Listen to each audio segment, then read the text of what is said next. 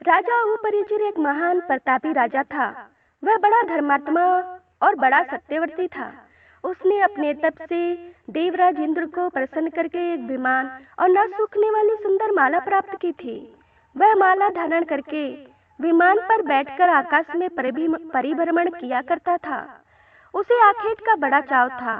वह पर्याय वनों में आखेट के लिए जाया करता था। उपरिचर की रानी का नाम गिरिका था।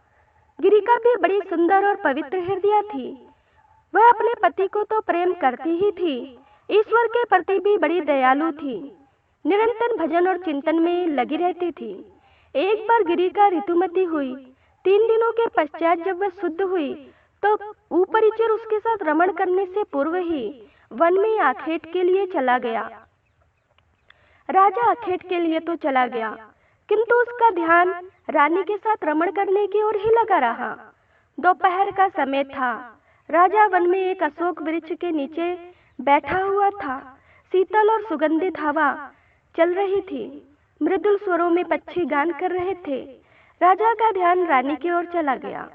वह रमण के संबंध में मन ही मन सोचने लगा। राजा काम आतुर हो उठा और उसका वीर्य संखलित हो गया। राजा ने सोचा, उसका वीर्य व्यर्थ नहीं जा सकता।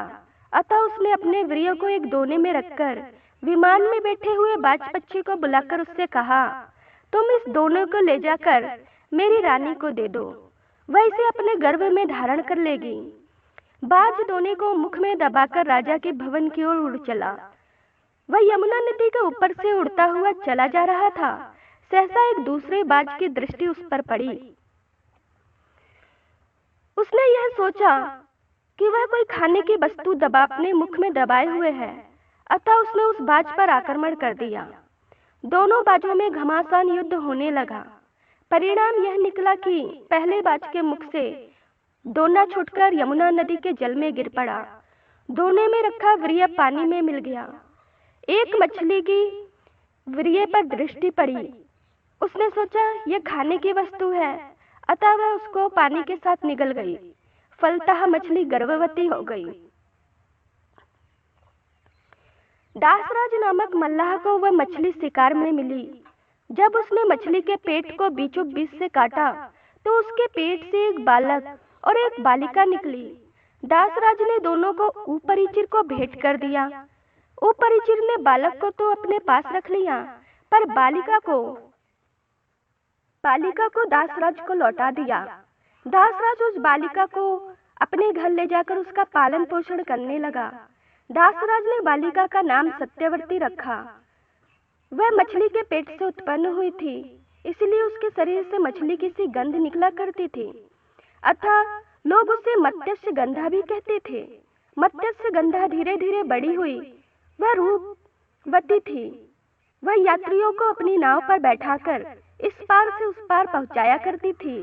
एक दिन दोपहर के समय महर्षि पराशर वहां जा पहुंचे। वह मत्स्य गंधा को देखकर उस पर मुग्ध हो गए। उन्होंने उससे कहा, सुंदरी, तुम्हें अपूर्व सुख मिलेगा। मैं तुम्हारे साथ रमण करना चाहता हूँ। मत्स्य गंधा ने उत्तर दिया, महर्षि, आप ये कैसी बातें कर रहे हैं? दोपहर का समय है, आसपास लोग बैठे हुए हैं, मैं आपके साथ रमण कैसे कर सकती हूँ?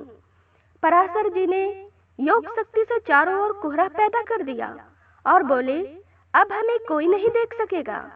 तू निश्चिंत होकर मेरे प्रस्ताव को स्वीकार कर ले। मत्स्य गंधा पुनः बोल उठी, महर्षि, मैं कुमारी हूँ, पिता की आज्ञा के अधीन हूँ। आपके साथ रमण करने से मेरा कौमार्य नष्ट हो जाएगा। मैं समाज में लांछित बन जाऊंगी।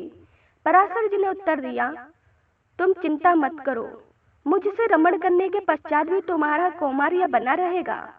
गर्भवती होने पर भी गर्भ का चिन्ह प्रकट नहीं होगा। मत्स्य गंधा फिर बोली, एक बात और, मेरे शरीर से मछली की सी गंध निकलती है। आप मुझे वरदान दे कि वह गंध के रूप में बदल जाए और 4 कोस तक फैली रहे। पराशर भी जी ने तथास्तु कह दिया। फलतः मत्स्य गंधा के शरीर से कस्तूरी की सी सुगंध निकलने लगी। वह सुगंध 4 कोस तक फैली रहती थी। अतः अब यह योजना गंधा भी कही जाने लगी। पराशर जी ने मत्स्य गंधा के साथ रमण किया। उनके साथ रमण करने के फलस्वरूप वह गर्भवती हुई। समय पर यमुना के द्वीप में एक बालक ने उसके गर्भ से जन्म लिया। वह बालक जन्म लेते ही बड़ा हो गया और वह तप करने के लिए वन में चला गया। वही बालक जगत में वेदव्यास जी के नाम से प्रसिद्ध हुआ। वेदव्यास जी का पूरा नाम कृष्ण देवपायन वेदव्यास था। वह श्याम वर्ण के थे, इसीलिए उनका नाम कृष्ण पड़ा। वह दो द्वीपों के बीच में पैदा हुए थे, इसीलिए द्वैपायन कहाए जाते थे। वेदों के पंडित होने के देव वेदव्यास कहे जाते थे। वेदव्यास जी अमर हैं। वे आज भी धरती पर विद्यमान हैं और किसी किसी को ही दर्शन देकर कृतार्थ करते हैं। अगर यह कहानी आपको अच्छी लगी हो तो कृपया मेरे चैनल को लाइक एंड सब्सक्राइब कर दीजिए।